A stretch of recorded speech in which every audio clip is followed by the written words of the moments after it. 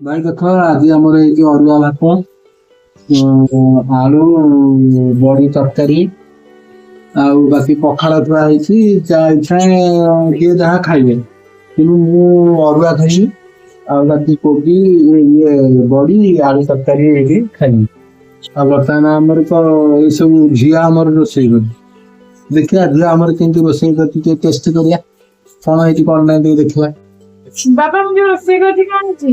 ରୋଷେଇଟା ଆଜି ବର୍ତ୍ତମାନ ଝିଅ ମୁଁ ଖାଇନି। ମୁଁ ଖାଇସାରିଲା ପରେ ଦେଖିବା। ଓ କି ବାସ୍ନା! ତ ବାସ୍ନାଟା ତ କଣ ଭଲ ହଉଛି ମୋ ଝିଅ ତ ବଢିଆ ରୋଷେଇ କରୁଛି। ଆରେ ବାସ୍ନାଟା ଭଲ ହେଇଛି, ବାସ୍ନାଟା ଭଲ ହେଇଛି। ତାହେଲେ ଦେଖିବା ଇଏ ଖାଇବା କି ଟେଷ୍ଟିଟା ଅଛି। ଜୟ ଶ୍ରୀରାମ। ଓ କଣ ହେଇଛି ରେ? Super super super.